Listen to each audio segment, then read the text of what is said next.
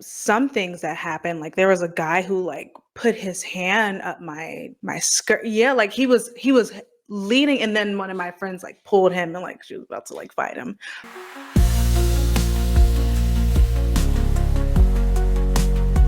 So, what would you say are some of the challenges of being a cam girl? I think the main one for me is like the inconsistency with how much you earn. One day it can be $5, the other day it can be like 1,000. It's just it varies, you know. So I think that, but that just I think managing my money is like a big part of it. Mhm. Um, I do everything. Like I do phone sex, like camming and making solo content. And I think just having the balance of learning how to plan ahead and schedule my content and not feel so overwhelmed with balancing so many parts of this industry. Mhm. And then also, um, I think balancing like my persona online with in person, and like I tell people what I do, but I kind of I'm cautious of who I tell, and I think just hiding that part of myself um for safety reasons. For example, I can't always be like honest with people because I'm kind of weary of like strangers and how they'll react. I think that's one of the parts that um, is challenging too in terms of my personal life. Right. Yeah. I mean, that's part of our job that a lot of people Mhm. don't realize is like protecting our identity and, you know, and this is something that I've talked about a lot. And that's we kind of have to become professional liars because Yeah. on one hand, we have to sell a fantasy. And that means that sometimes when we're not feeling sexy, when we're not really doing the things that we say that we're doing, but because we're on a call or because we're engaging with somebody and they're in the moment and we're facilitating that fantasy, it's kind of like a lie, right? Or you might expand on certain things within your persona that don't exactly align with who you really are. But that's the same as being an actor or an actress in Hollywood. You know what I mean? Like they do the Right. same thing that just because they get on a movie and they play a cop doesn't mean that they really think they're a cop or that they're not lying about being a cop. It's just the role. So that's, kind of how I was able to like, because for a while I had like, I don't really want to say like imposter syndrome, but I definitely felt like, am I being disingenuine and Mhm. inauthentic if I'm not being myself? But I really can't be myself because I can't be honest about, I can't give you my name.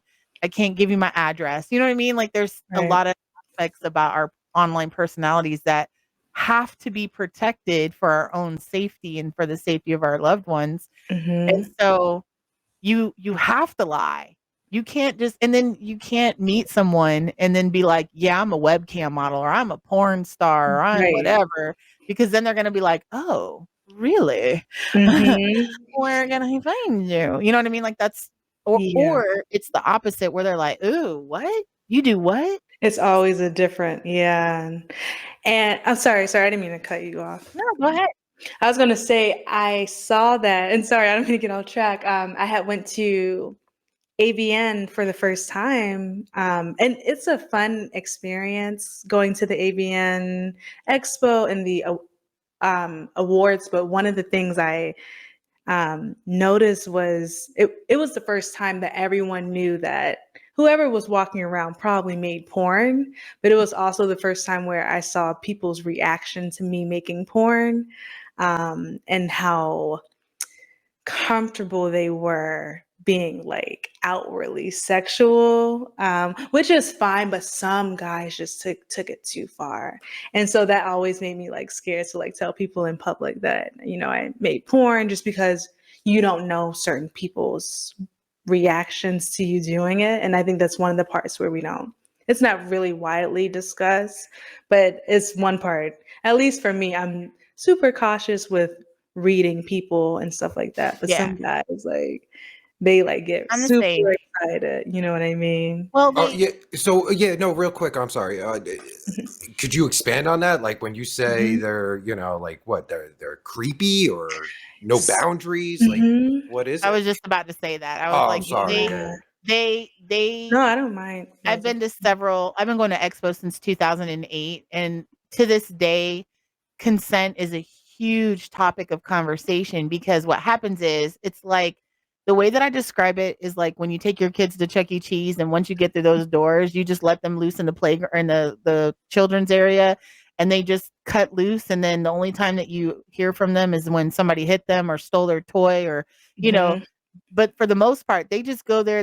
What happens in the playground stays in the playground, unless you got a little chatterbox, right? Well, when you think about those expos are the same for perverts. You know what I mean? And Mhm. not just perverts, but sexually positive people that are going to have this unique experience where they can be sex positive and around all of these, beautiful Mhm. people, and Yeah. they walk through the door and they just think that walking through the door and those people being there present is an automatic consent to touch, feel, Yeah. and put you in a position where you feel extremely uncomfortable. Yeah, like I was okay with people just coming up to me and like, like just being nice or just complimenting me on my outfit, but some things that happened, like there was a guy who like put his hand up my my skirt. Yeah, like he was leading and then one of my friends like pulled him and like she was about to like fight him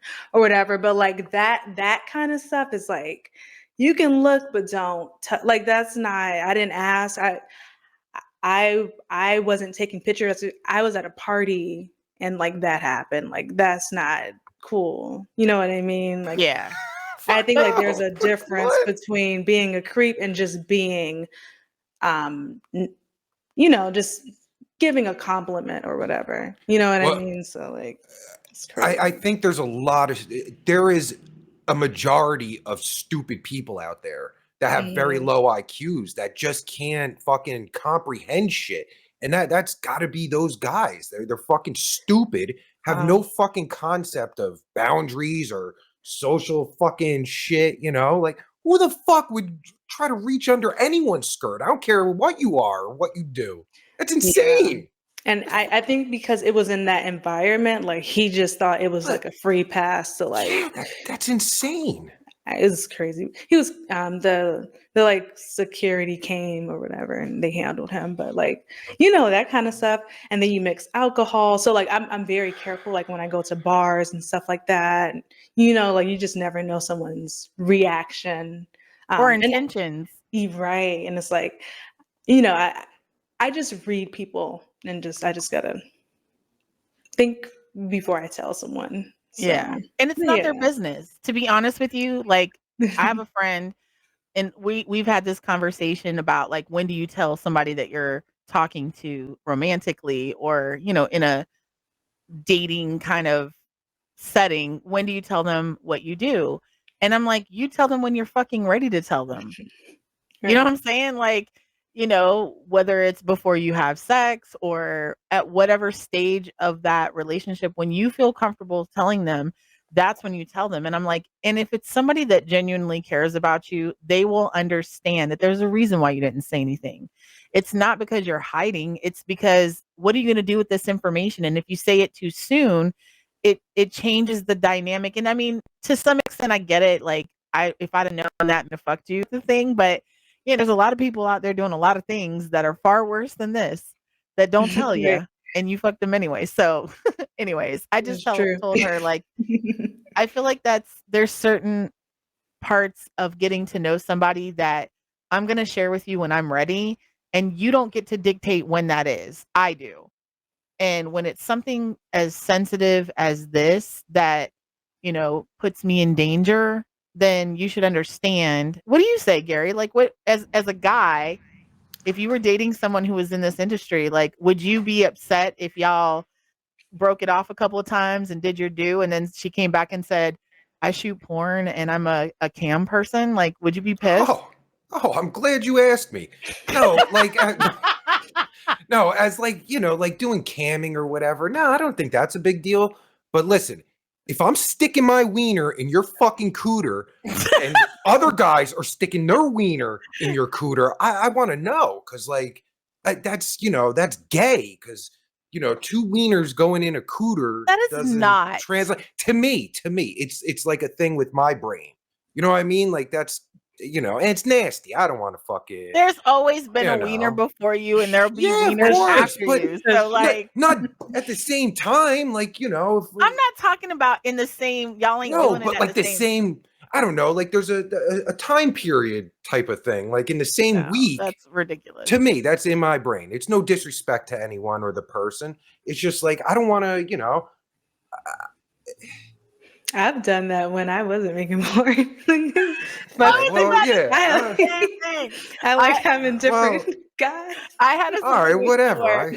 I met this dude, right? And we had been talking for a couple weeks, and I was like, you know what? Your girl needs some D. So he came over, he broke me off, and I was like, that's not gonna work.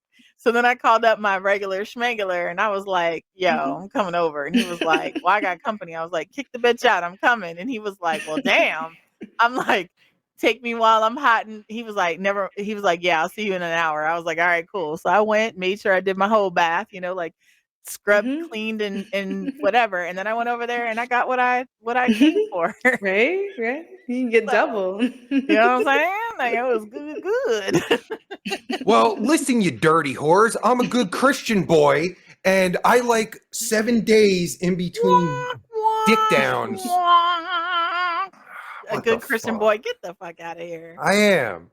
You're full of shit. That's what you are. How dare you? Thanks for watching.